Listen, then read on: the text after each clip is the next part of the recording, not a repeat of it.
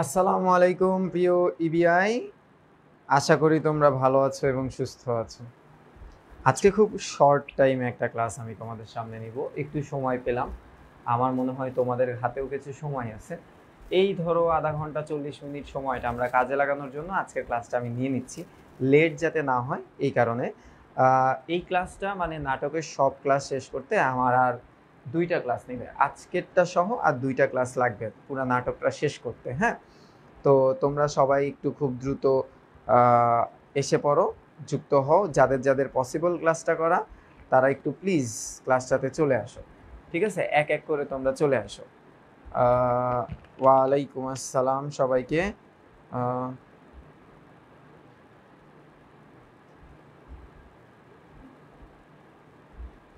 তোমরা একটু চলে আসো, প্লিজ একটু চলে আসো।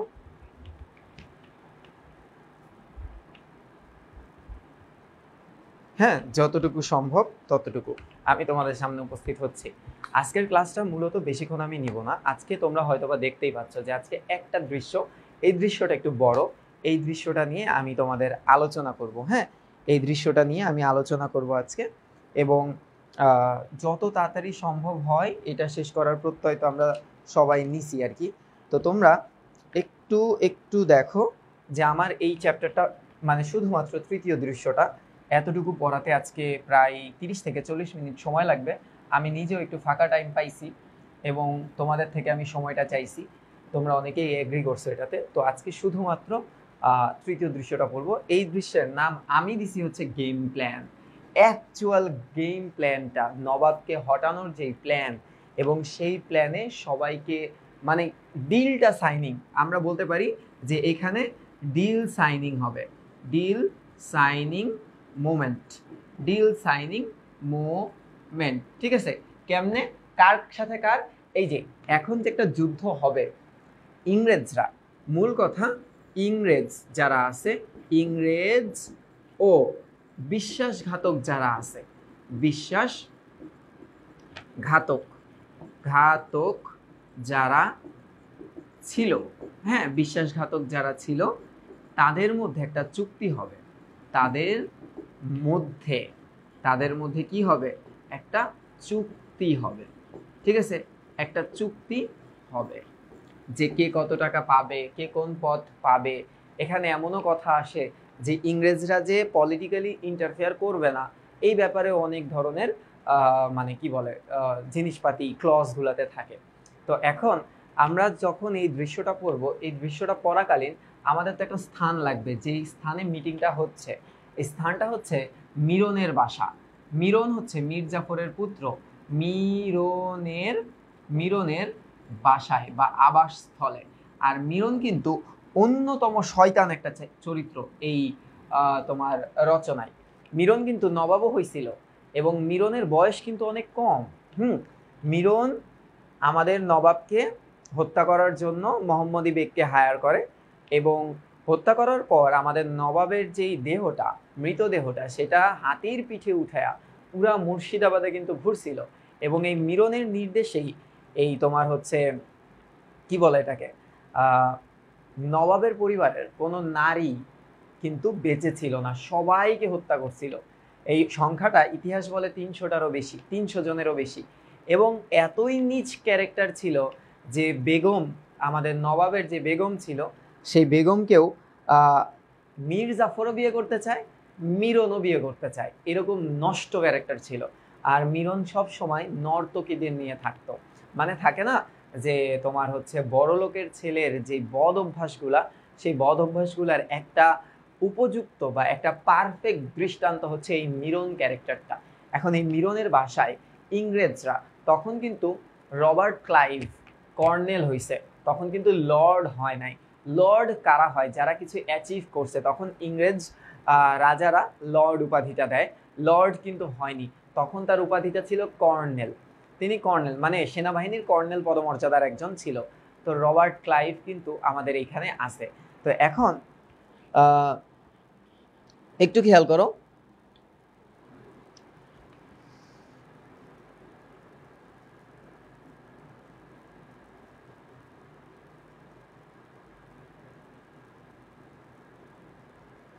হ্যাঁ, তোমরা বলতে পারো যে একটা লুচু ক্যারেক্টার। আর আমাদের নবাবও একটা বলদ ছিল, ঠিক আছে। মানে সেই ব্যক্তি জানে যে তার আশেপাশে এরকম সাপ টাইপ মানুষ আছে, আগে থেকে অ্যাকশন নেওয়া উচিত ছিল, কিন্তু এটা আমরা যতই তাকে বলদ বলি, সে তো নবাব। আর সে আলীবর্দী খাঁয়ের নাতি। আলীবর্দী খাঁ মোটেও বোকা কেউ ছিল না যে সে হচ্ছে তার সিরাজকে তোমার নবাব বানায় কোনো ভুল ডিসিশন নিয়েছিল, ব্যাপারটা এরকম ছিল না। ব্যাপারটা ছিল হচ্ছে অনেকটা, ধরো মীর জাফর, যে কিন্তু আসলে আলীবর্দী খাঁর মানে দূর দূরান্তেরও কেউ না, কিন্তু আলীবর্দী খাঁ আসলে জানতো যে মীর জাফর উচ্চাভিলাষী। হ্যাঁ, আলীবর্দী খাঁ এটাও জানতো সে বিশ্বাসঘাতকতা করবে, কিন্তু কাহিনীটা হচ্ছে যে তার আশেপাশে, ধরো এখন আমি অনেক দিন ধরে একটা জায়গায় রাজত্ব করতেছি, হঠাৎ করে নতুন একজন কম বয়সী কাউকে যদি আমার পজিশনটা দেওয়া হয়, তাহলে আমার আশেপাশের মানুষজন কিন্তু এটা ভালো চোখে নিবে না। তো নবাবকেও কিন্তু খুব একটা ভালো চোখে নিছিল না। নবাব কেবল তার যৌবন কালটা পার করতেছে, 20 বছরের আশেপাশে তার বয়স, আর সেখানে মীর জাফরের মতো বিশ্বস্ত সেনাপতি বা অন্যরাও ছিল, এটা কিন্তু সহজে মানবে না। তো এখন আমরা ওদের গেম প্ল্যানটা দেখব, যে অ্যাকচুয়ালি মানে কি প্ল্যান হয়েছিল। এত বড় একটা সাম্রাজ্য, এত বড় একটা ভৌগোলিক একটা প্লেস, সেটা কিভাবে ভাগ বাটোয়ারা হয়েছিল, এবং ইংরেজদের কূট বুদ্ধির কিছু নমুনা আমরা পাবো। তো এখন একটু খেয়াল করো, দৃশ্য নাম্বার 3, দ্বিতীয় অঙ্কের তৃতীয় দৃশ্য। সেই দৃশ্যটা শুরু হচ্ছে থেকে, সেই দৃশ্যটা হচ্ছে এই যে লুচু বেটার আবাসস্থল থেকে। আলাদা আলাদা প্রসাদ কিন্তু এদের ছিল, ঠিক আছে।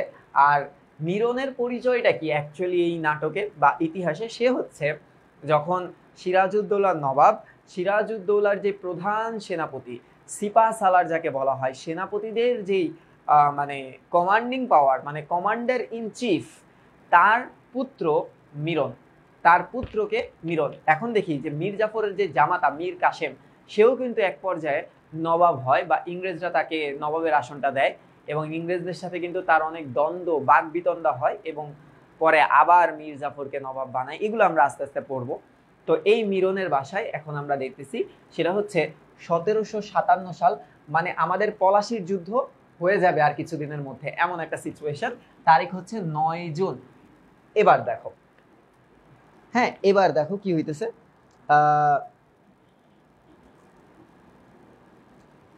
তোমাদের থেকে একটু বড় ছিল, এত ছোট ছিল না, মানে আমাদের থেকে আমাদের সমান ছিল, ঠিক আছে। ব্যাপারটা দেখো, শিল্প কোন কোন শিল্পী যাবে?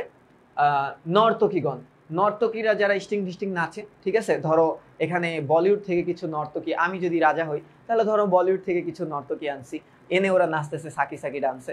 এবার দেখো বাদকগণ যারা ঢোল টোল বাজাচ্ছে। এরপর কি পরিচারিকা, এটা একটা নর্মাল ক্যারেক্টার, তোমার হচ্ছে যে সবসময় সাথে থাকবে। রায় দুর্লভ, এটাকে তো আমরা চিনি, রায় দুর্লভটাকে, এও বিশ্বাসঘাতক দলে। জগৎ শেঠ, হি ওয়াজ এ হিউজ লেভেলের বিজনেসম্যান ওই টাইমের। এরপরে রাজবল্লভ, এই ব্যাটাকে তো তোমরা চিনোই, যে রাজবল্লভ, কৃষ্ণদাস বল্লভ, এরা কারা ছিল আমরা প্রথম দৃশ্য থেকে এটা পড়ে আসছি। মীর জাফর, হ্যাঁ মীর জাফর দ্য বিট্রেয়ার। এবার দেখো ওয়ার্ডস, ওই কাশিমবাজার কুঠির তোমার হচ্ছে দায়িত্বে যে ছিল, এবং যার নবাবের প্রসাদে ঢোকার অনুমতি ছিল কোম্পানির প্রতিনিধি হিসেবে। এবার রবার্ট ক্লাইভ, মানে লর্ড ক্লাইভ যে পরে হয়ে যায়, তার এখনকার পদমর্যাদা হচ্ছে কর্নেল। কর্নেল আর রক্ষী, স্বাভাবিকভাবে রক্ষীরা তো থাকবেই, এবং মোহনলাল হচ্ছে সব থেকে বিশ্বস্ত নবাবের পক্ষে, সব থেকে নবাবের মীর মর্দান মোহনলাল, এরা হচ্ছে সব থেকে বিশ্বস্ত, মানে নবাবের নবাবের পক্ষে, হ্যাঁ পক্ষে। আচ্ছা, এই ক্যারেক্টারগুলো আমরা পাবো। এখন কাহিনীটা কি হচ্ছে দেখো, ফরাসে তাকিয়া ঠেস দিয়ে অর্ধসাহিত মিরন, মানে ধরো এই যে এমনি চেগাই আছে, অর্ধসাহিত নাচ দেখতেছে, ঠিক আছে। আচ্ছা, পাশে উপবিষ্টা নর্তকীর হাতে ডান হাত সমর্পিত, মানে তার কোলের ভিতরে ধরো একটা নর্তকী বসে আছে, হাতের মধ্যে হাত দিয়ে এনজয়িং, ওকে। এরপর কি বলতেছে, অপর নর্তকী নৃত্যনত, আরেকজন নাচতেছে। নৃত্যের মাঝে মাঝে সুরমত্ত মিরনের উল্লাস ধ্বনি, ওই যে বহুত খুব, আরো নাচো আরো নাচো, এরকম করতেছে। এবার আসো,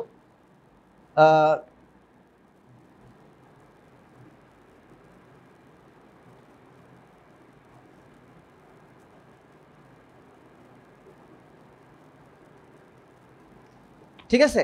এবার দেখো কি হচ্ছে, তাহলে নৃত্য হচ্ছে, তোমরা কল্পনা করো যে নাচতেছে, এমনি এমনি নাচতেছে, ঠিক আছে, ওকে ফাইন।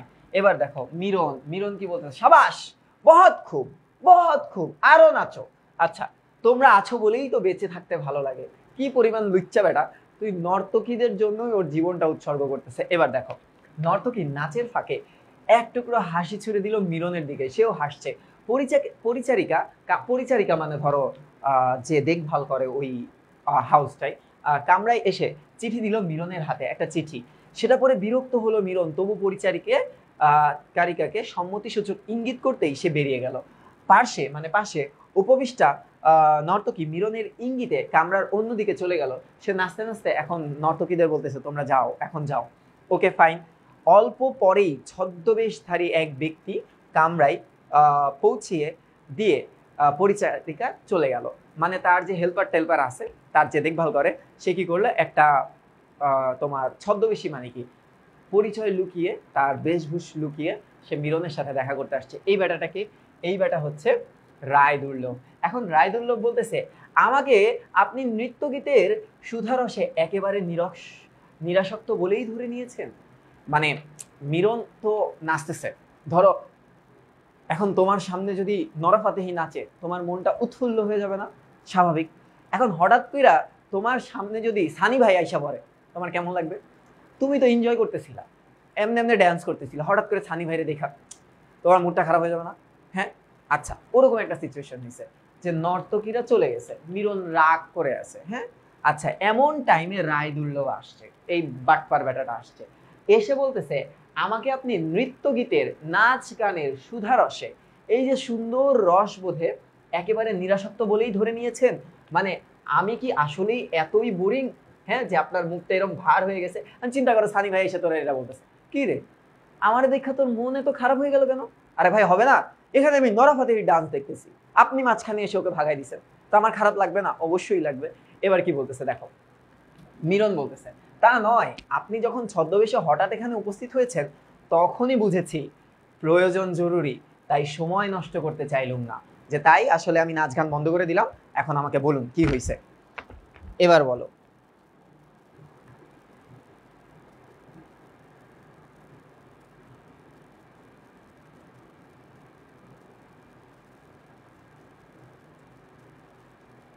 ঠিক আছে, ওকে।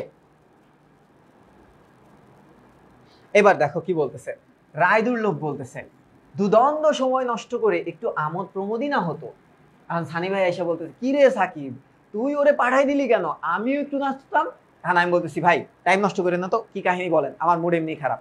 এখন বলতেছে দেখো, দুদণ্ড মানে সামান্য, মানে কি সামান্য সময় নষ্ট করে একটু আমোদ প্রমোদই না হয়, অহরহ অশান্তি আর অব্যবস্থার মধ্যে জীবন বিস্বাদ হয়ে উঠেছে।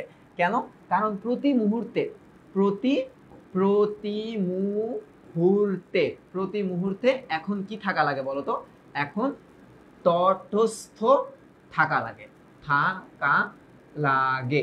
যে কোন সময় কার সাথে বাটপারি করে ফেলে এটা আসলে বলা মুশকিল।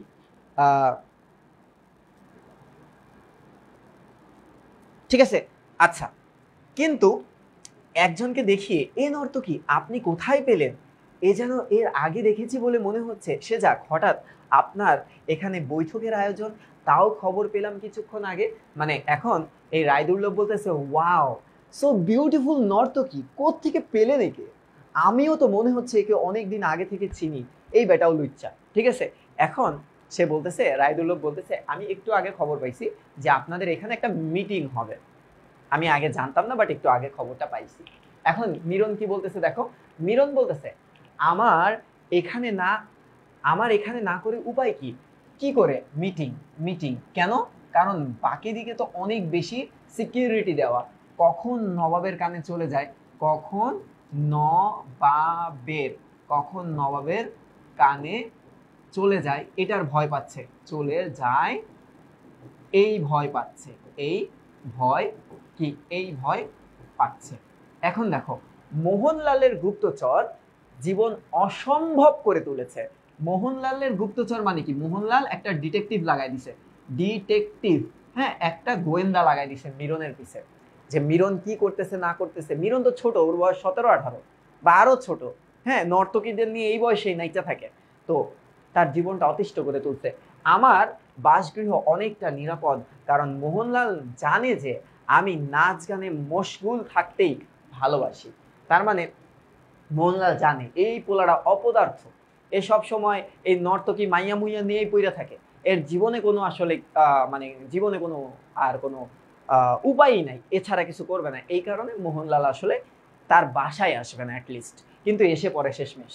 এবার দেখো রায় দুর্লভ, কে কে আসছেন এখানে, মানে কোন কোন বাটপার এখানে আসছে সে জানতে চাচ্ছে। এই বাটপার গুলা কারা, বাটপার গুলো কারা আজকে। হ্যাঁ, এখন কি বলতেছে দেখো, প্রয়োজনীয় সবাই, যে সব বাটপাররাই এখানে আছে। আমার ড্যাডি তো সবচেয়ে বড় বাটপার, এবং ড্যাডিস যত ফ্রেন্ড আছে সব বাটপাররাই এখানে থাকবে। তাছাড়া বাইরে থেকে বিশেষ অতিথি আসবেন, কোম্পানির প্রতিনিধি কেউ একজন। এগুলা হচ্ছে, এক হচ্ছে ওয়াটস, আরেকজন হচ্ছে রবার্ট ক্লাইভ। এই দুইজন আজকে অতিথি হিসেবে আসবে। আচ্ছা, হ্যাঁ, এবার কি বলতেছে দেখো। হ্যাঁ, মজা করে পড়তে হবে, এই নাটকটা মজা না করে পড়লে আসলে বুঝবা কিন্তু ভাল লাগবে না। রায় দুর্লভ, কোম্পানির প্রতিনিধি কলকাতা থেকে এখানে আসছে। একটু অবাক হইছে, কারণ কোম্পানির প্রতিনিধিদেরকে তো, এটা তো মুর্শিদাবাদে হচ্ছে, কাহিনীটা কোথায় হচ্ছে, অবাক হইছে, কাহিনীটা হচ্ছে মুর্শিদাবাদ ছিল নবাবের রাজধানী আর কি, মানে নবাব যেখানে থাকতো এখানেই নবাবের আসলে প্রশাসনিক এরিয়া ছিল। তো কলকাতা থেকে তো ওগুলো পিড়াইয়া বাইর করছে, উদম পিড়ানি পিড়াইছে, পিড়াইয়া তো সবগুলিরে ভাগাই দিছে। ওই যে ভাগীরথী নদীর ওই শিপে করে, টাইটানিকে করে তারা ভাগতেছিল। তো এমন মুহূর্তে সে অবাক হইলো, কিরে কোম্পানির লোকজন কলকাতা থেকে এখানে আসবে, ওয়াও, দ্যাটস গ্রেট। মিরন, তিনি আসবেন কাশিম বাজার থেকে, তাহলে কাশিম বাজার কুঠিরের দায়িত্ব তো ছিল ওয়ার্ডস, ঠিক আছে। আচ্ছা, রায় দুর্লভ, সে যাই হোক, আলোচনায় আমি থাকতে পারবো না, কারণ কি, সে একটু ভয় পায়, সে আসলে স্বার্থ স্বার্থ হাসিল করতে চাচ্ছে, কারণ আমার পক্ষে বেশিক্ষণ বাইরে থাকা নিরাপদ নয়। কখন কি কাজে নবাব তলব করে, তলব মানে কি, তলব মানে হচ্ছে খোঁজ করে, যে নবাব আসলে রায় দুর্লভ তো ভালো না, এটা তো জানে, নবাব যদি খোঁজ করে তাহলে তো আমার বিপদ হয়ে যাবে। তো রায় দুর্লভটাকে,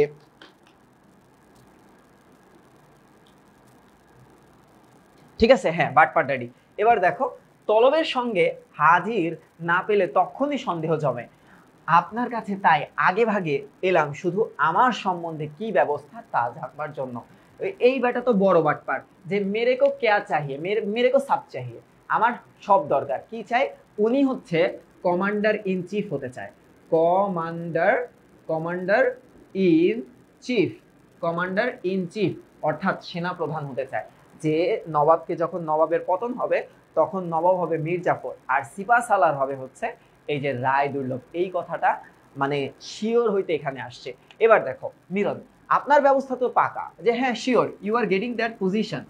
সিরাজের পতন হলে আব্বা, মাই ড্যাডি, বাটপার অফ বাটপার, উইল বি দা কিং, ঠিক আছে, মসনদের মালিক হবে, বা এটাকে বলতে পারি নবাব, মাই ড্যাডি উইল বি নবাব।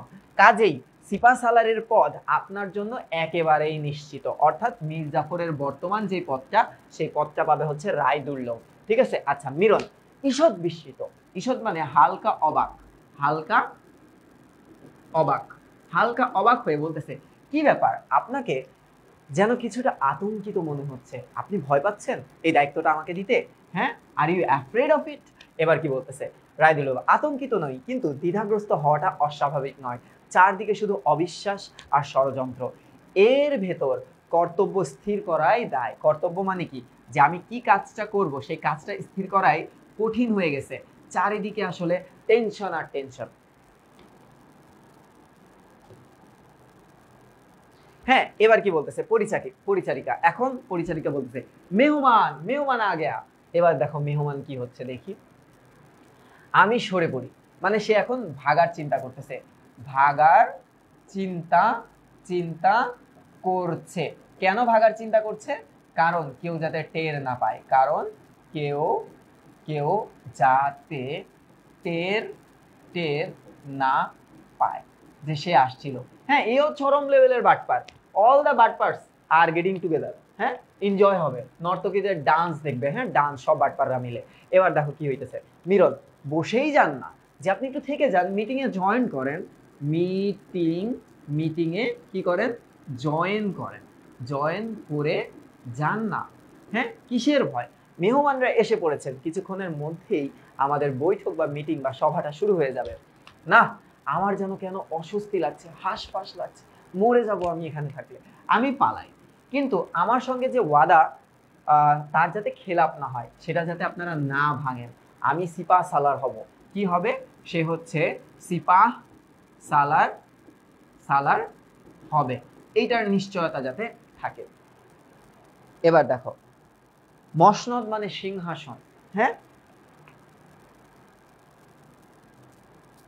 এবার কি বলতেছে, ওকে দেখো পরিচারিকাকে ইঙ্গিত করে মিরন কিছুটা প্রস্তুত হয়ে বসলো, ওই বলতে হ্যাঁ হ্যাঁ আনো আনো ওদেরকে আনো, আমি এখন বসি। কে কে আসতেছে, জগৎ শেঠ ব্যবসায়ী, রাজবল্লভ, জগৎ শেঠ হচ্ছে তখনকার ইলন মাস্ক, ঠিক আছে, রাজবল্লভ ও মীর জাফরের প্রবেশ, তারা আসছে, ধরো এইভাবে আসছে।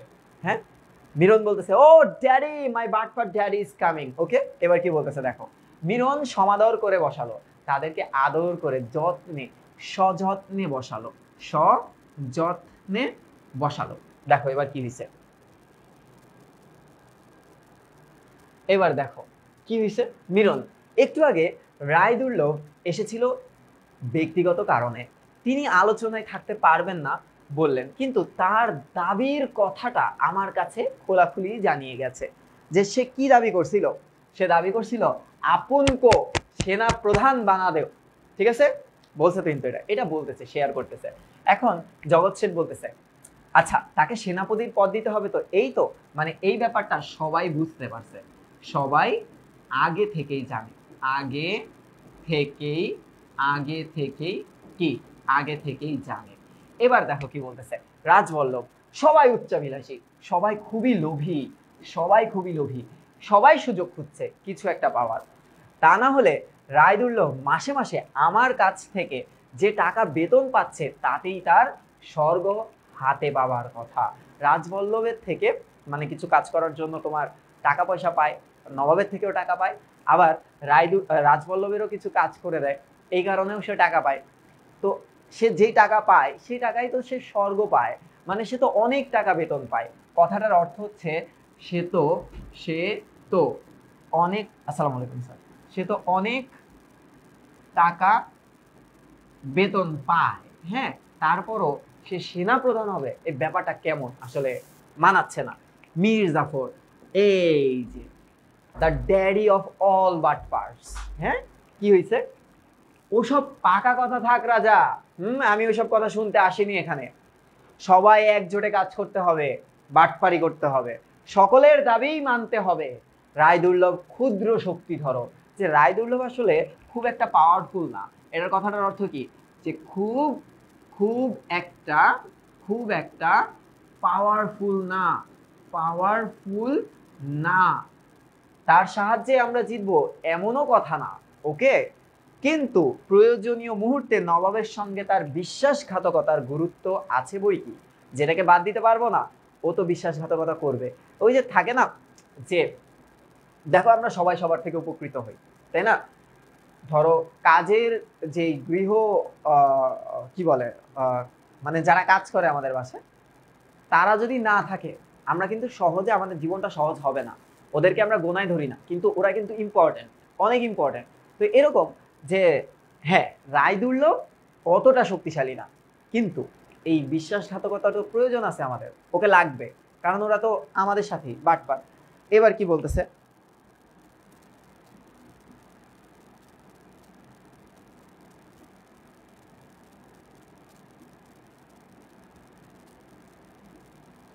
এবার কি বলতেছে একটু দেখো, একটু মন দিয়ে দেখো, দেখো পরিচারিকা, জানানা সাওয়ারি, জানানা সাওয়ারি মানে কি, জানানা এটা একটা ফার্সি শব্দ, এটার অর্থ হচ্ছে মহিলা, মহিলা সাওয়ারি আসছে, মানে মহিলা তোমার আসছে কি বলে মেহমান আসছে, এটা হচ্ছে মহিলা মেহমান আসার জন্য এই বার্তাটা দেয়, মহিলা মেহমান, মহিলা মেহমান আসছে, মহিলা মেহমান।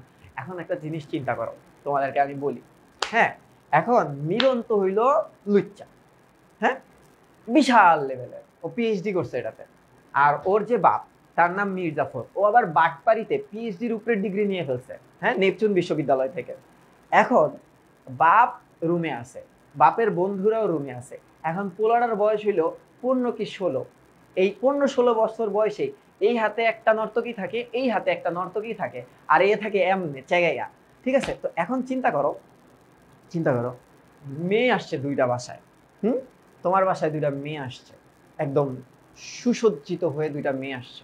এখন তোমার বাপে যদি এটা দেখে, তোমারে কি দিয়ে মারবো? এই তোমারে দেখো তো, এই লাঠিটা, এই লাঠিটা দিয়া, এই যে লাঠিটা আছে না, হ্যাঁ, ওই যে মনে আছে নুরুল হুদার কাহিনীটা, নুরুল হুদারে ঝুলাইয়া ওর পশ্চাৎ দেশে যেমন সপাত সপাত করে বাড়ি দিছিল না, তো তোমার বাপে যদি এটা দেখে, তোমারে কি করবে? ঘরে মেয়ে আসছে, 2টা মেয়ে, কি একটা অবস্থা। এখন চিন্তা করে দেখো, হ্যাঁ, এখন একটু চিন্তা করে দেখো কি হবে। বলতেছে যে দেখো, সবাই একটু বিব্রত হয়ে পড়লো, এই মেয়ে আসছে মিরনের বাসা। তারপর কি, মির্জাপুর হঠাৎ পকেট থেকে কয়েক টুকরো কাগজ বের করে তাতে মন দিলেন। মিরন লজ্জিত হলো, মানে বাপ একটু লজ্জিত হয়েছে, এখন সবার সামনে তো কিছু বলা যায় না, হ্যাঁ। আচ্ছা, হঠাৎ আত্মসংবরণ করে ধমকে উঠলো, আচ্ছা ভালো কথা, মিরন ভাগই আছে কম্বক, হ্যাঁ দুষ্টু, এই সময় এই কথা বলে কেউ? ঘরে মেয়ে আসছে, ভাগো তোমরা, এই কথা বলে ভাগাই দিছে। এখন হ্যাঁ, এরকম করছে দেখো। এখন এই সাফিয়া জাহান আইডি থেকে বলছে, আমার বাসায় মেয়ে আসলে তো এরকম করে না, দেখো তুমি তো ভদ্র, মিরন তো অভদ্র, ও তো আসলে কথা বলার জন্য মেয়েদেরকে ডাকে নাই, হ্যাঁ বুঝো না, এটা তো দুষ্টু, এটা তো মিরন, এটা তো আমার মতো ভালো না, সানিমের মতো দুষ্টু। এবার একটু দেখো, আচ্ছা মিরন বলতেছে ভাগই আছে কম্বক, হ্যাঁ দুষ্টু, তোমরা কি বলতেছো এখন? এবার দেখো রাজবল্লভ ইঙ্গিতপূর্ণ হাসি হেসে চট করে দেখে এসে আত্মীয়রে হবে কেউ একজন। মানে এখন এই যে রাজবল্লভ তো জানে, বেটা তুই তো বেটা লুইচ্ছা, আমি তো জানি তুই কারে আনছস, ঠিক আছে। এখন রাজবল্লভ আবার খোঁচা দিয়ে কথা বলতেছে, আরে যাও না বাবা, দেখে আসো, তোমার আত্মীয় হতে পারে। এখন সুযোগটা পেয়ে মিরন, এই যে মিরন এখন সুযোগ পাইছে, ও দৌড় দিছে, দৌড় দিয়ে তৎক্ষণাৎ বেরিয়ে গেল। অভাবিত পরিবেশ এড়াবার জন্য জগৎ শেঠ নতুন প্রসঙ্গের অবতারণা করলেন। অভাবিত মানে কি? এই যে ইররেলিভেন্ট, ইররেলেভেন্ট, ইররেলিভেন্ট একটা সিচুয়েশন হয়েছে না এই জায়গাটায়। এখন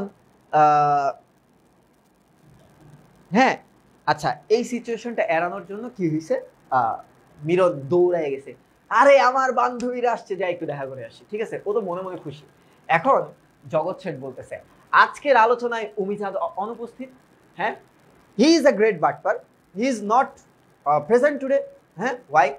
আচ্ছা, কিন্তু তাকে বাদ দিয়ে তো আর কোম্পানির সঙ্গে চুক্তি স্বাক্ষর করা যাবে না, কারণ কি বলতো, এর সাথেই কিন্তু কোম্পানির লোকের থেকে এই লোক 17,000 টাকা মারছে, এই লোক 17,000 টাকা মারছে, আর নবাবের বিপক্ষে যুদ্ধ করতে এ 30 লক্ষ টাকা চাইছে, মেলা বড় দোমুখা আর কি, হ্যাঁ। আচ্ছা, মীর জাফর হঠাৎ হঠাৎ যেন পরিবেশের খেই ধরতে পেরেছে। মীর জাফর ড্যাডি, ড্যাডি বুঝতে পারছে, আরে বাপরে, একেবারে কালকে উঠে, কাকে বলতেছে এটা? উমি চাঁদকে বলতেছে, উমি চাঁদ, উমি চাঁদকে বলতেছে, এই লোক তো একটা সাপ, কালকে উঠে, ওই যে মনে আছে, ওরে কেউটে তোর বিষ আমারে দে, আমার বিষ তুই নে, দুইজন খাইয়া জায়গায় মইরা জায়গা, ওই যে আমাদের বিলাসিতে ছিল এটা।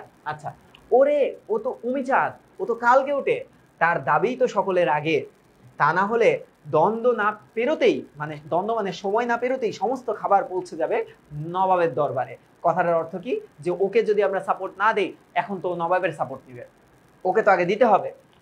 মনে হয় কলকাতা বসেই সে চুক্তিতে স্বাক্ষর দেবে, সে তো কলকাতায় থাকে, কলকাতার অনেক বড় ব্যবসায়ী, তো সে বলতেছে এশিক সম্প্রদায়ের, সে বলতেছে যে ও মনে হয় কলকাতা থেকে সাইনটা দিবে, সমস্যা নেই।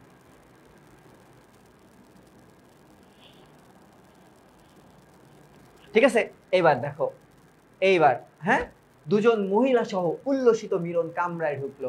ধরো মিরন এই এই এই মহিলার কাঁধে হাত দিছে, আর এই মহিলার কাঁধে হাত দিয়ে মাঝখানে মিরন আইছে হাসতে হাসতে, হো হো হো, ড্যাডি দেখো আমি কাকে নিয়ে আসছি, দেখি কাকে নিয়ে আসে, একটু দেখি। মিরন, এরাই জানানা সাওয়ারি, এরাই সেই মহিলারা, হ্যাঁ, রমণীর ছদ্মবেশ ত্যাগ করে ওয়াটস আর ক্লাইভ মিরন বেরিয়ে গেল। মানে এই যে দুইজন মহিলা এরা আসলে বেড়া মানুষ, এরা হচ্ছে মানে ছদ্মবেশী বেড়া, এরা আসলে বেটির রূপ নিয়ে আসছিল। এরা কি করছে যে ওয়াটস আর ক্লাইভ নিজেদেরকে পালায়ে, মানে কেউ যাতে না টের পায় এই কারণে মহিলা ছদ্মবেশে এন্ট্রিটা মারছে। ঠিক আছে,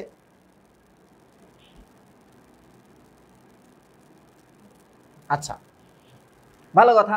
ওয়ার্ডস বলতেছে sorry to disappoint you gentleman, মানে সুন্দর মহিলার গেটআপে আইসা মহিলা যখন বোরখাটা খুলছে সামনে যদি একটা বেড়া মানুষ দাঁড়ায় থাকে তোমার কেমনটা লাগবে? ধরো সানি ভাই সাথে একটা মহিলা দেখা করতে আসতেছে, সানি ভাইকে কল দিছে, Sunny hello Sunny are you Sunny? Sunny ভাই বলছে yes yes I am Sunny. মেয়ের কণ্ঠ শুনে সানি ভাই ধরো খুশি হয়ে গেছে।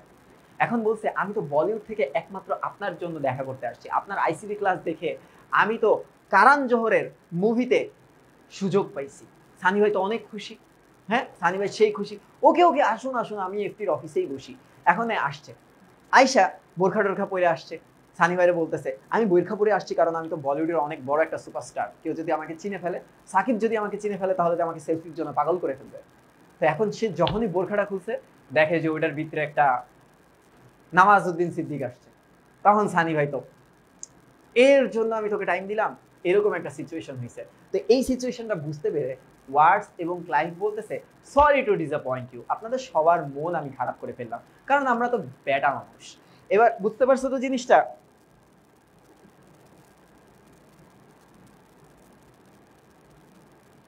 আচ্ছা এইটা তো আসলে আর ইউ সারপ্রাইজড, তোমরা কি অবাক হইছো?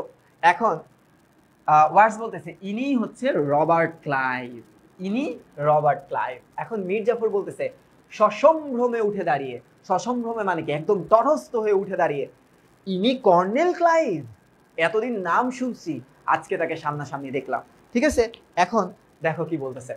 ক্লাইভ বলতেছে আর ইউ সারপ্রাইজড, অবাক হলেন? মীর জাফর বলতেছে অবাক হবারই কথা, এ সময় এভাবে এখানে আসা খুবই বিপজ্জনক, যে আমরা তো ভয় পাবোই স্বাভাবিক, কারণ কোনোভাবে কোনো কোনোভাবে কোনোভাবে যদি নবাব নবাব জেনে যায় তাহলে আজ শেষ, জেনে যায় তাহলে খাতাম, হ্যাঁ খাতাম একদম, আবার বোরখা পেঁচাই তোমাকে ইংল্যান্ড পাঠিয়ে দিব। এবার বলতেছে কি দেখো, ক্লাইভ বলতেছে বিপদ, কার বিপদ? জাফর আলী খান, আপনার না আমার? ও তো বাংলায় বলতে পারে না, ঠিক আছে, তো বলতেছে অ্যাকচুয়ালি বিপদটা কার, আমার না আপনার? আপনারা তো বাট পার, হ্যাঁ আপনারা তো বাট পার, আমি তো ভিনদেশী। সে কি বলতেছে আমি তো ভিনদেশী, আমি তো এমনই, বিপদটা আসলে কার? আমি তো বাইরের, হ্যাঁ আপনি যে ঘরের শত্রু বিভীষণ, আপনাকে কি আটকাবে না? আচ্ছা এখন কি বলতেছে, ওকে আচ্ছা এবার কি বলতেছে দেখো। মীর জাফর বলতেছে দুজনেরই বিপদ, তবে আপনার কিছুটা বেশি। মীর জাফর বলতেছে আপনার কিছুটা বেশি। মীর জাফরের বলার কারণ হচ্ছে তুই বেটা হচ্ছে ইংরেজ গোরা, তুই আমাদের দেশে এসে নবাবের বিরুদ্ধে ষড়যন্ত্রে লিপ্ত হয়েছিস, তোরে তো মাইরে গাইতে একদম আওলায় ফেলাবে, টুকরা টুকরা করে ফেলবে। হ্যাঁ আমি তো তাও মাপ টাপ চাইতে পারবো। ক্লাইভ বলতেছে আমার কোনো বিপদ নেই, আই ডোন্ট হ্যাভ এনি বিপদ। এছাড়া বিপদ ঘটাবেটা কে? হু, বিপদ ঘটাবে কে? অর্থাৎ নবাব বলতেছে দেখো যে নবাব নবাব কমান্ডটা কাকে দিবে, অর্থাৎ নির্দেশনা কাকে দিবে, নির্দেশনা কাকে দিবে। হ্যাঁ প্রশ্নটা এরকম হবে যে নির্দেশনা কাকে দিবে, কথাটার অর্থ কি জানো? যে নবাব আমাকে মারার জন্য তো আপনাদেরকে হুকুম করবে, আপনারা কি আমাকে মারবেন? আপনারা তো চরম লেভেলের বাটপার। এখন কি বলতেছে দেখো, হ্যাঁ এখন কি বলতেছে একটু দেখো। জগৎ শেঠ নবাবের গুপ্তচরের হাতে তো পড়নি, তুমি তো জানো না, ওই যে মাঝখান দিয়ে কিছু কিছু আন্টিরা বলে না, আরে বাবা তুমি তো জানোই না, হ্যাঁ পড়ালেখা কত কষ্ট, আমরা তো একদম মানে সাঁতার কেটে কেটে নদীতে হেঁটে হেঁটে পার হয়ে স্কুলে যেতাম, মানে এই ধরনের কিছু আন্টি খোঁচা মারা কথা বলে না। এখন এই জগৎ শেঠ আবার মীর জাফরের কথা ধরে বলতেছে হ্যাঁ তোমার বিপদ নাই দুষ্টু, নবাবের গুপ্তচরের হাতে তো পড়ো নাই, একদম মোচড়ায় ফেলবে। এখন ক্লাইভ বলতেছে নবাব আমাকে ভয় কেন পাবে, সরি আমি নবাবকে কেন ভয় পাবো, কারণ সে আমাদের কিছুই করতে পারবে না, সে তো আমাদের কিছুই করতে পারবে না, স্বাভাবিক, কারণ বুঝই তো। রাজবল্লভ বলতেছে কেন পারবে না? গাল ফুলিয়ে বড় কথা বললেই সব হয়ে গেল নাকি? তুমি এখানে একা এসেছো, তোমাকে ধরে বস্তাবন্দি হুলো বিড়ালের মতো পানা পুকুরে 2-4টে চুবনি দিতে বাচ্চার ফরমান জোগাড় করতে হবে নাকি? বাচ্চার মানে বলতেছে তোমার এরকম ভাবে বলতেছে যে এ বেটা তুই তো বেটা ক্লাইভ হুলো বিড়াল, তোরে যদি বস্তাবন্দি করে নদীতে চুবানি 2-3টা নেই, এটার জন্য কি আমার নবাবের কাছে অনুমতি দিতে হবে নাকি? এই যে কথা কাটাকাটি লেগে গেছে। ওই যে আমরা গ্যাঞ্জামের টাইমে বলে এই তুই কেডা, এই তুই কেডা, গ্যাঞ্জামের আগেই ভাই তুই কেডা কে লিখা, তুই মারলে মার না ভাগলে ভাগ, এই তুই কেডা, ওই কয় তুই কেডা, তুই চিনোস আমারে, তুই চিনোস আমারে, আমি এটা আমি এটা, এমন করতে করতে গ্যাঞ্জামটা বড় হয়, কিন্তু মায়ের পিটার হয় না। তো এরা এরকম করতেছে দেখো, ঠিক আছে। এখন আমাদের ক্লায়েন্ট বলতেছে I do not understand your whole business. এইটা আবার কি? আই ডু নট আন্ডারস্ট্যান্ড, এইসব আমি বুঝি না, but I am sure nawab can cause no harm to us, যে নবাব আমাদের কিচ্ছু করতে পারবে না, এসব হুলো বিজনেস আমি বুঝি না। ঠিক আছে, এবার কি বলতেছে?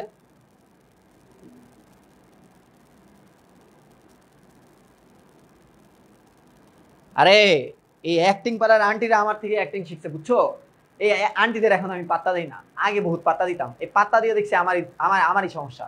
এরপর থেকে আন্টিদের বলছি দেখেন আন্টি, এই মার্কেটে অনেক ডিরেক্টর আছে, ওই ইন্ডিয়ায় হচ্ছে কারণ জোহর আছে, ওই বাংলাদেশে হচ্ছে রায়হান রাফি আছে, ওদের থেকে অ্যাক্টিং শিখেন, আমারে ডিস্টার্ব করেন না প্লিজ, ডোন্ট ডিস্টার্ব মি। এবার কি বলতেছে দেখো, জগৎ শেঠ বলতেছে, এবার দেখো ওদের মধ্যে কিন্তু কথা কাটাকাটি হইতেছে। এখন জগৎ শেঠ বলতেছে এই দেখো ভগবানের দিব্যি, কর্নেল সাহেব তোমরা বড় বেহাইয়া, নির্লজ্জ, হ্যাঁ দুষ্টু, সেই কদিন আগে কলকাতায় যা মার খেয়েছো এখনো তার ব্যথা ভোলার কথা না, আর এরই ভেতরে আবার গলাবাজি করতেছো।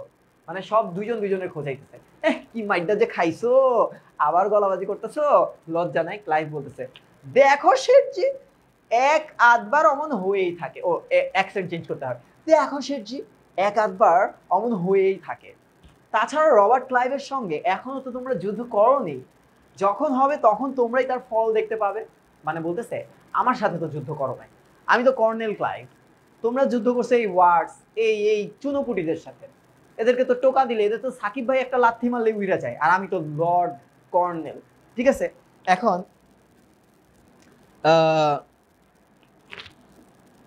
ঠিক আছে, এখন দেখো বলতেছে আমার সাথে তো তোমরা যুদ্ধ করো নাই। রাজবল্লভ বলতেছে, এখন ওদের মধ্যে কথা কাটা, আরে বেটা তোরা বেটা একটা ষড়যন্ত্র করতে আসছিস, নিজেদের মধ্যে গ্যাঞ্জাম করে লাভ আছে? হ্যাঁ, এখন কি বলতেছে দেখো রাজবল্লভ, সেটা দেখবার আগেই গলাবাজি করছো কেন? হ্যাঁ, সেটা দেখাবার আগেই কেন গলাবাজি করছো তুমি? তোমার সাথে যখন যুদ্ধ লাগবে তখন তুমি দেখাবা।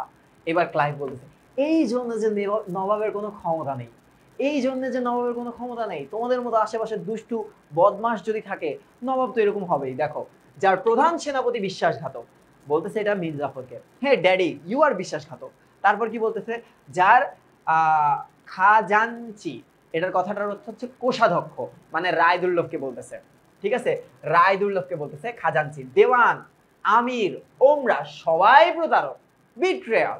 নবাব কেমনে পারবে? হ্যাঁ, আচ্ছা এটা কিন্তু খোঁচা মারতেছে, আর ক্ষমতা থাকতে পারে না, তবে হ্যাঁ আপনারা ইচ্ছে করলে আমাদের ক্ষতি করতে পারেন। হ্যাঁ, এবার স্বীকার করছে, এখন তার উপায় নাই, সব ডিমিলা যদি ক্লাইভের উপরে পড়ে তাইলে তো ক্ষতি হয়ে যাবে।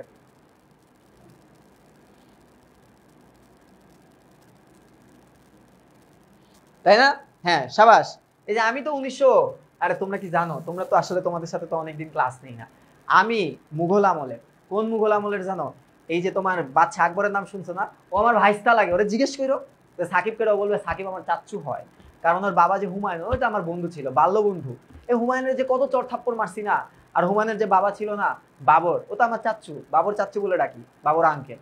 যাই হোক, এখন আমরা তো 1700 সালে, আমি তো 1500 সালে চলে গেছি।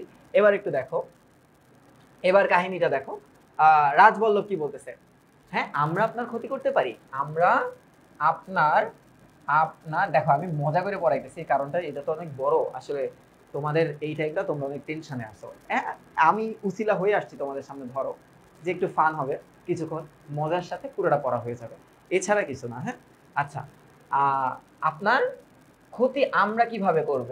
আপনার ক্ষতি আমরা আমরা কিভাবে করব, এই দৃশ্যটা একটু বড়, কিভাবে করব, ঠিক আছে।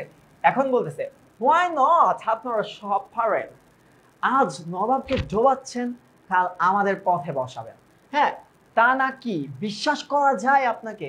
আমি বরং নবাবকে বিশ্বাস করতে পারি, কিন্তু আপনাকে পারি না। এটা কেন? কারণ আপনারা তো বিশ্বাসঘাতক। নবাব তো কারোর সাথে বিশ্বাসঘাতকতা করে নাই, তাই বিশ্বাসীকে তো বিশ্বাস করা যায়। আপনারা তো সবাই বাটপার, টাউট। হ্যাঁ, এবার বলো। আচ্ছা,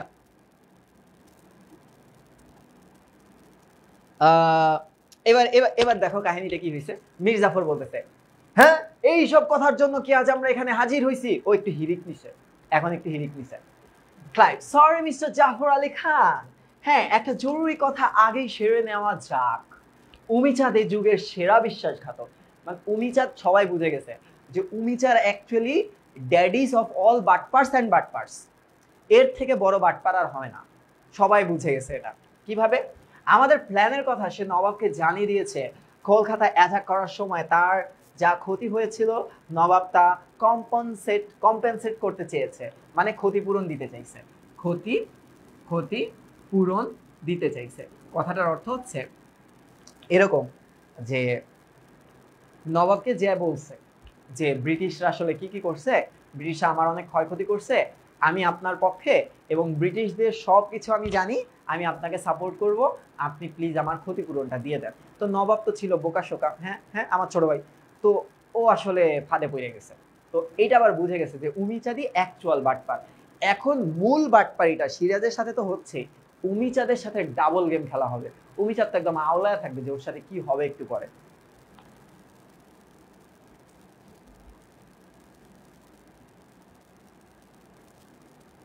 ঠিক আছে, এবার দেখো কি হবে। মীর জাফর, আমি শুনেছি সে আরো 30 লক্ষ টাকা চায়। 30 লক্ষ টাকা যদি দাও সে নবাবের বিপক্ষে চলে যাবে। ভালো কথা। এখন রাজবল্লভ বলতেছে, কিন্তু উমিচাঁদ যেরকম ধড়িবাজ মানে ধান্দাবাজ, তাতে সে হয়তো অন্যরকম কিছু ষড়যন্ত্র করতে পারে। ইয়েস, আমাদের যাবতীয় গুপ্ত খবর তার জানা। ক্লাইভ বলতেছে, ডোন্ট ওয়ারি রাজা, উমিচাঁদ অনেক বুদ্ধি রাখে। ঠিক আছে, ও তো ব্রিটিশ না, ও তো এইভাবেই কথা বলবে। উমিচাঁদ অনেক বুদ্ধি রাখে, ওর অনেক বুদ্ধি আছে। But Clive is no less, যে আমিও কোনো ক্ষেত্রেই কম যাই না। আপন ভি ভেরি চালাক ব্রো, আমি ভেরি চালাক, ভেরি চালাক। হ্যাঁ, আমাকে ঠকানো এত সোজা না। আমি উমিচাঁদকে ঠকবার ব্যবস্থা করেছি, আমি উমিচাঁদকে ঠকানোর ব্যবস্থা করছি। এখন হ্যাঁ, এখন কি বলতেছে দেখো। ওকে, ভালো কথা। মীর জাফর বলতেছে কি রকম করছেন? ক্লাইভ বলতেছে দুটি দলিল হবে। কয়টা? দুইটা। ওকে, আসল দলিলে উমিচাঁদের কোনো রেফারেন্স থাকবে না, নকল দলিলে লেখা থাকবে যে নবাব হেরে গেলে কোম্পানি উমিচাঁদকে 30 লক্ষ টাকা দেবে। মানে এটা একটা নকল চুক্তিপত্র বানাচ্ছে। আসল চুক্তিপত্রে উমিচাঁদের কোনো নামই থাকবে না, উমিচাঁদ কিছুই পাবে না। নকল চুক্তিপত্রে লেখা থাকবে যে উমিচাঁদ যদি কোম্পানির লোকদেরকে সাপোর্ট করে তবে কোম্পানির পক্ষ থেকে সে 30 লক্ষ টাকা পাবে। বাট সে কিন্তু পায় না, শেষমেশ যুদ্ধ হেরে যখন নবাব যায় তখন কিন্তু পায় না, সে কিন্তু পাগল উন্মাদ হয়ে যায় এই যে টাকা টুকা না পেয়ে। ঠিক আছে, এখন কি বলতেছে দেখো। আচ্ছা, এখন বলতেছে যে ক্লাইভ, আচ্ছা ভালো কথা রাজবল্লভ, কিন্তু সে যদি কোনো রকম এই কথা সরি এটা তো বাংলায় বলবে, সরি সরি আমি আসলে বেশি ক্যারেক্টারে ঢুকে গেছি, আমাকে দিয়ে এটা আসলে অভিনয় করানো চাইতো। এখন রাজবল্লভ বলতেছে কিন্তু সে যদি কোনো রকম এই কথা জানতে পারে তখন তখন কি হবে? এখন ক্লাইভ বলতেছে কি দেখো, হ্যাঁ রে আপনারা না জানলে জানাবে কে, আর জানলে আরো বুঝতে বাকি থাকবে না যে আপনারাই তা জানিয়ে দিয়েছেন। কারণ কি বলতেছে যে আপনারা যদি না বলেন তাহলে তো বুঝার উপায় থাকবে না তার, আর সে যদি জেনে যায় তাহলে আমি বুঝে যাব যে আপনাদের মধ্যেই কেউ বলছে, কারণ এই খবর আমাদের ছাড়া বাইরে তো কেউ জানে না। ঠিক আছে, এখন কি বলতেছে,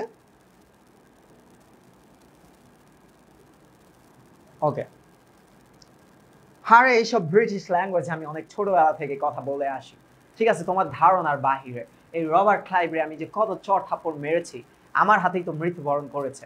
এবার একটু দেখো এখন কি বলতেছে দেখো। ক্লাইভ বলতেছে, আচ্ছা এটা শেষ, জগৎ শেষ, আমাদের সম্বন্ধে সম্বন্ধে আপনারা নিশ্চিত থাকেন। হ্যাঁ, ওকে, নিশ্চিত থাকেন, ভয় নাই, আমরা কিছু বলবো না। ক্লাইভ বলতেছে, মীর জাফর বলতেছে দলিল সই করবে কে? আমরা সাইনিং করব না? ক্লাইভ বলতেছে কমিটির সকলের লোকেরাই করেছে, তাদের কোম্পানির সকল মানুষেরা বা কমিটির সকল মানুষেরাই সাইন করছে। এখানে আপনি সই করবেন এবং রাজা রাজবল্লভ ও জগৎ শেঠ থাকবে উইটনেস। যে মেইন সাইনটা কি করবেন? মীর জাফর কি এখানকার মেইন সাইনটা করবে। আর উইটনেস বা সাক্ষী হিসেবে থাকবে কে? সাক্ষী হিসেবে থাকবে হচ্ছে কই গেল, রাজা রাজবল্লভ এবং জগৎ শেঠ থাকবেন। নকল দলিল চাই, অ্যাডমিরাল ওয়াটসন সই করতে রাজি হয়নি। অ্যাডমিরাল মানে হচ্ছে তাদের নৌবাহিনীর প্রধান, অ্যাডমিরাল হচ্ছে তাদের নৌবাহিনীর প্রধান, নৌবাহিনীর প্রধান যে ছিল ওয়াটসন, সে সই করতে রাজি হয়নি এটাতে। আচ্ছা ভালো কথা, ওকে। মির্জাফর উমিচাঁদ মানবে কেন তাহলে? যে সেই যদি সাইন না করে তাহলে উমিচাঁদ কেন মানবে? জগৎ শেঠ তাহলে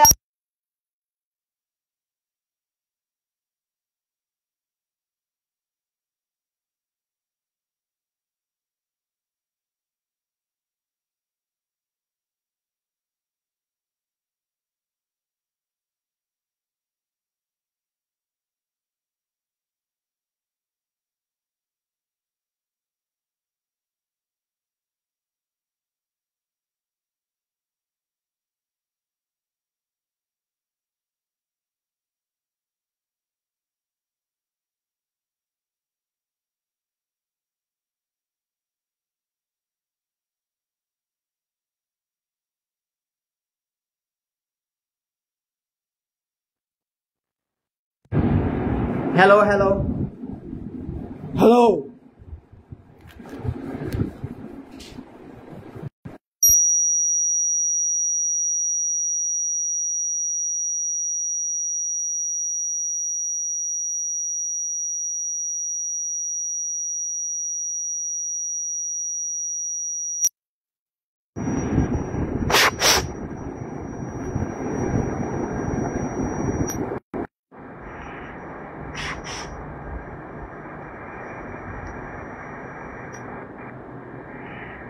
হ্যালো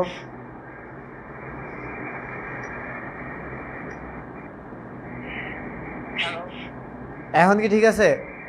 কিন্তু শ আওয়াজ করতেছে কেন?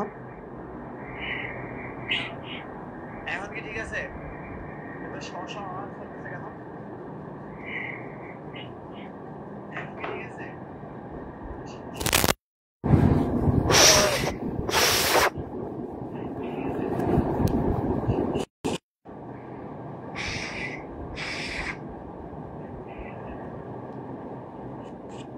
এখন মনে হয় ঠিক আছে।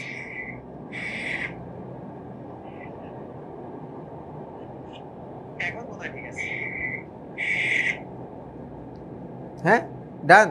আচ্ছা কোন পর্যন্ত পড়াইছিলাম বলো তো? এই মাইকটা হচ্ছে এই মীর জাফরের পুত। হ্যাঁ এটা তো একটা গালি হয়ে গেছে এখন, তাই না? এই মাইকটা মোমেন্টাম নষ্ট করে দিয়েছে।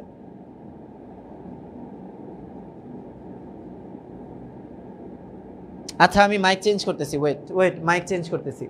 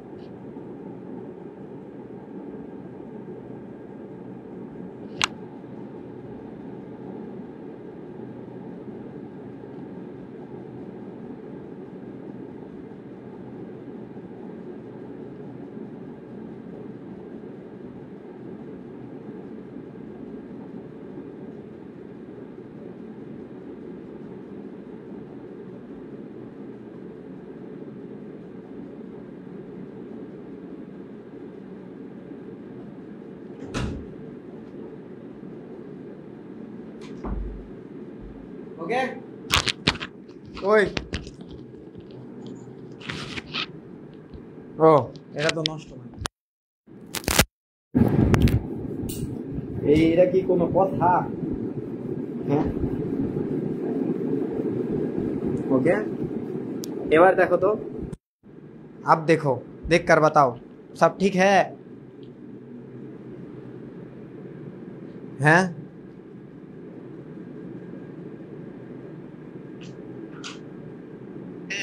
এখন ঠিক আছে না? হ্যাঁ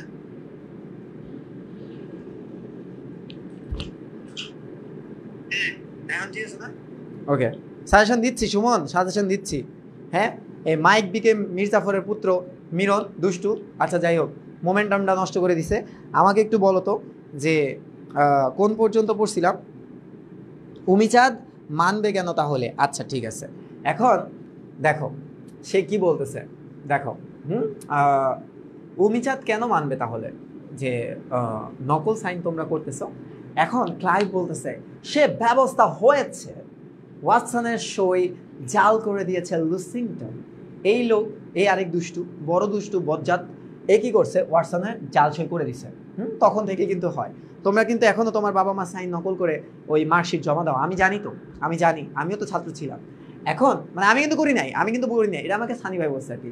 এবার দেখো জগৎ শেঠ বলতেছে তাহলে আর দেরি কেন, আমাদের আর এক জায়গায় বেশিক্ষণ থাকা নিরাপদ নয়।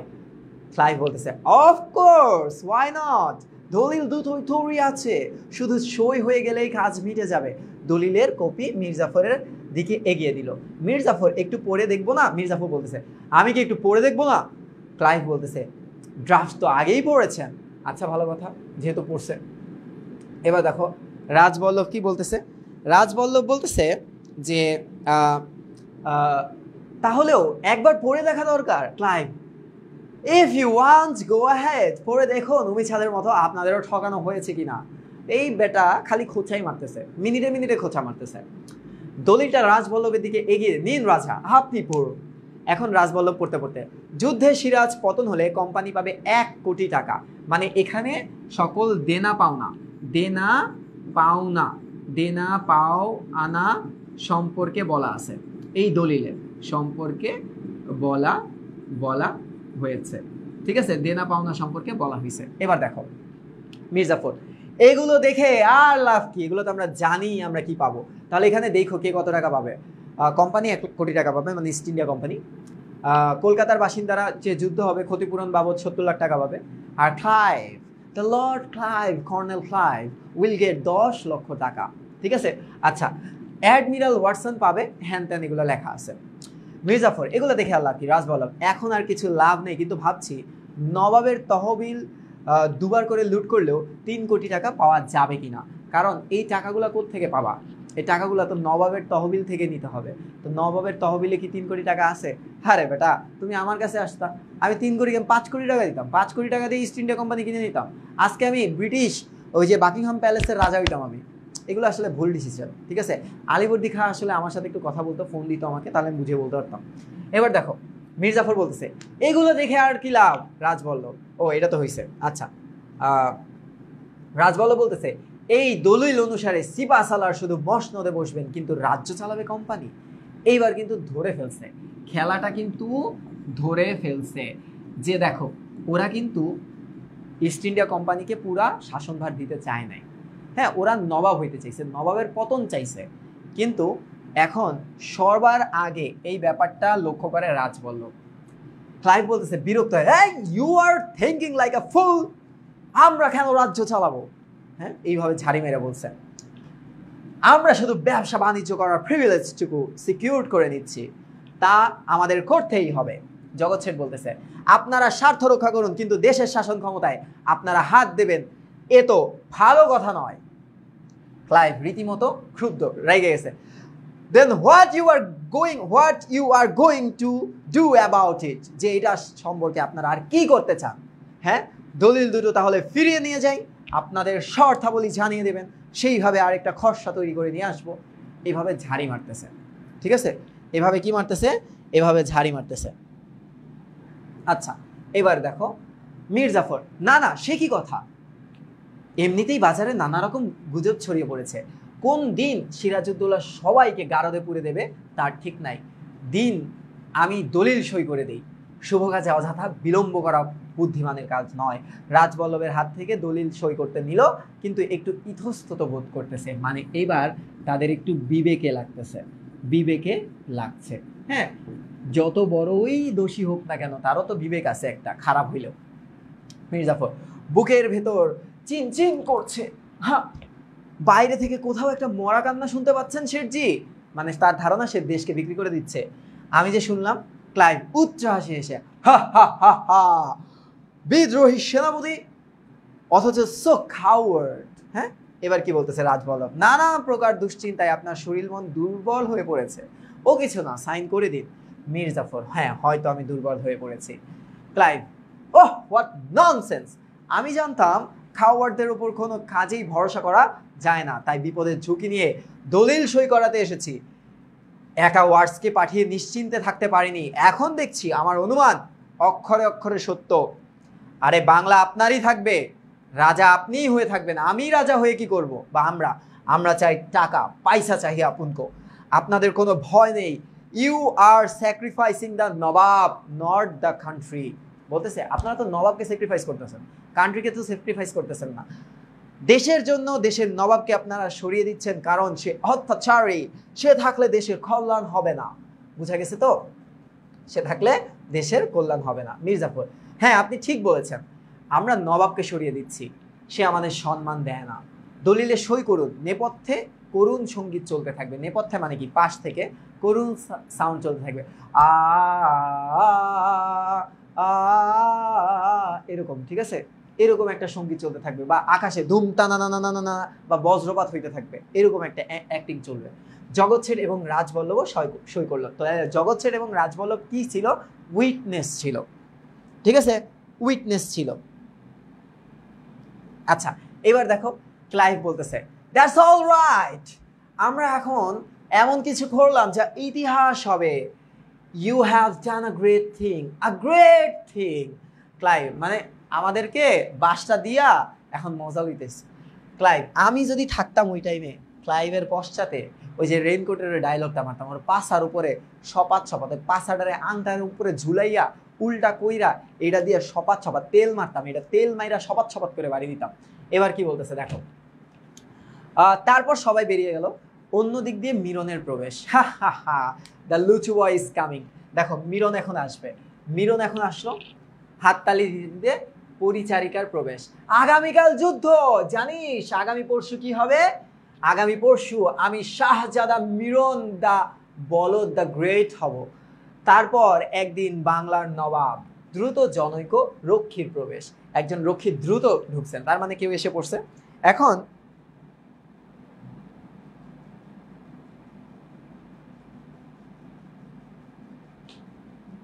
ওকে,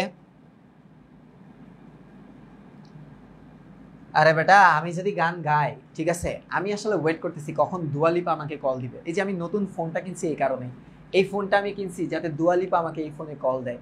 ও যখন আমাকে কল দিবে তখনই আমি তোদেরকে গিয়ে শোনাবো। ওয়েম্বলিতে আমাদের কনসার্ট হবে, ঠিক আছে? মমতাজও থাকবে তোদের জন্য। তোরা তো আর ইংলিশ গান বুঝিস না, অশিক্ষিত তোরা, উচ্চ শিক্ষায় অশিক্ষিত। এর জন্য মমতাজকে রাখতেছি আমি, চিন্তা করিস না। এবার আয়, বলতেছে কি যে রক্ষী বলতেছে, দেখো রক্ষী বলতেছে হুজুর সেনাপতি মোহনলাল এসে পড়েছে। মিরন আতঙ্কিত হয়ে মোহনলাল কিভাবে এলো?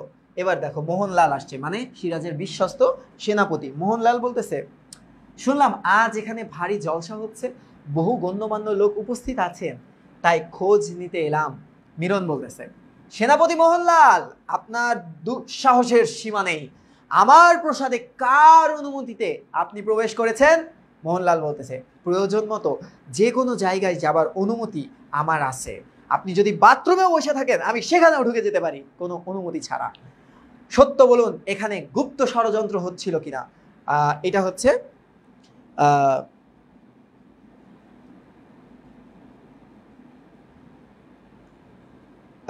আম্বানির ছেলের বিয়েতে আসলে আমাকে ডাকেনি, এটার একটা কারণ আছে। আমি যত টাকা চাইছিলাম তারা সে টাকা দিতে পারে নাই। আর ওই টাইমে আসলে আমার ইবিআই 2.0 লঞ্চিং হচ্ছিল, এ কারণে আসলে EBI 2.0 is bigger than Ambani's wealth. এই আম্বানির পেটের থেকে অনেক বড় আমাদের বিগার ইবিআই 2.0 করছে, এই কারণে আসলে আমার আমার আমার এই যে ইমেইলে ওর অনেকগুলা মেইল আছে, স্প্যামে আমি রেখে দিছি, খুব ডিস্টার্ব করছিল যে আসতেই হবে আপনাকে। তো আমি বললাম থাক, দরকার নেই এইসব, এসব বিয়ে টিয়ে আসলে। পরে আমি সানি ভাইরে যাইতে বলছিলাম, তো সানি ভাই ওর বিয়েতে না যায় নিজেই বিয়ে করে ফেলাইছে। তো এই আসলে কাহিনীটা। এবার দেখো, মোহনলাল বলতেছে প্রয়োজন মতো যে কোনো জায়গায় ঢোকার অনুমতি আমার আছে। মিরন বলতেছে মিথ্যা অপবাদ দিচ্ছেন সেনাপতি, জানেন এর ফল কি ভয়ানক হতে পারে। নবাবের সঙ্গে আব্বার সমস্ত গোলমাল সেদিন প্রকাশ্যে মিটমাট হয়ে গেল। ওই যে নবাবের যে ঝাড়ি দিল না, মির্জাফরের যে ঝাড়ি দিল না, আপনারা কি করতেছেন, আপনারা থাকতে এই লোকটাকে এত অত্যাচার কিভাবে করা হয়েছে, ওই যে লবণ ব্যবসায়ীকে। আর নবাব তাকে বিশ্বাস করে সৈন্য পরিচালনার ভার দিয়েছেন, আর আপনি এসেছেন আমাদের বিরুদ্ধে ষড়যন্ত্রের অপবাদ নিয়ে। আমি এক্ষুনি আমার ড্যাডি দ্য গ্রেট বাটপারকে নিয়ে নবাবের প্রসাদে যাব। উঠে দাঁড়ালো, এই অপমানের বিচার হওয়া দরকার। মোহনলাল প্রতারণার চেষ্টা করবেন না। তলোয়ারিটা কোষমুক্ত করছে, এইভাবে তলোয়ারিটা বের করছে, ইয়া হ্যাঁ তলোয়ারি বের করছে। আমার গুপ্তচর ভুল সংবাদ দেয় না, সত্যি বলুন এখানে কি হচ্ছিল, কে কে ছিল মন্ত্রিসভার। আচ্ছা মিরন, মন্ত্রিসভা হচ্ছিল কিনা এবং হলে কোথায় হচ্ছিল আমি তার কিছুই জানি না। ওসব বাজে জিনিসে সময় কাটানো আমার স্বভাব নয়। পরিচারিকাকে ডেকে মিরন কিছু ইঙ্গিত করলো যে মেয়েগুলাকে ডাক দে, মেয়েগুলাকে ডাক দে। যখন না ছোর হয়েছেন তখন বেয়াদবি না করে আর উপায় কি, নর্তকীর প্রবেশ। এখানে কি হচ্ছিল আপনি আশা করি বুঝতে পেরেছেন। মোহনলাল একটি মালা নিয়ে নাচের ভঙ্গিতে দুলতে দুলতে নর্তকী মোহনলালের দিকে এগিয়ে এগিয়ে গেল, ঠিক আছে। আচ্ছা, মোহনলাল তরবারির অগ্রভাগ দিয়ে মালাটি গ্রহণ করে শূন্যে ছুঁড়ে দিয়ে তলোয়ারির দ্বিতীয় আঘাতে শূন্যেই তা দ্বিখণ্ডিত করে কামরা থেকে বেরিয়ে গেল। মিরন মূর্তিমান বেরসিক হা হা হা হা হা। দৃশ্যান্তর শেষ। এটা অনেক বড় দৃশ্য ছিল।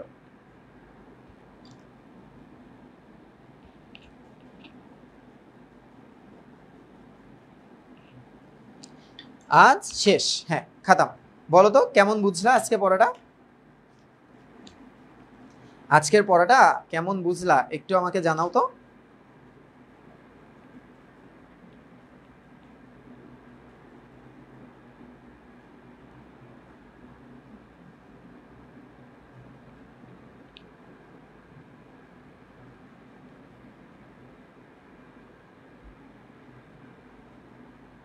আরে মজা না করলে হয় বলো, তোমরা এখন টেনশনের সিচুয়েশনে আছো।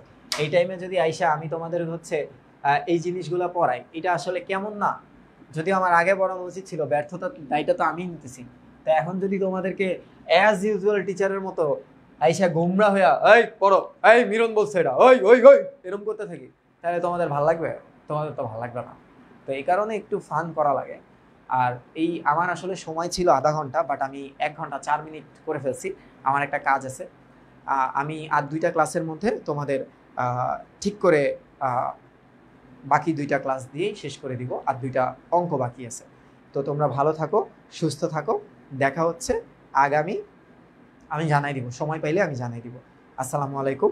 সাফিয়া জাহানের জ্বর, আমি দোয়া করি তোমার যাতে তাড়াতাড়ি তুমি ভালো হয়ে যাও।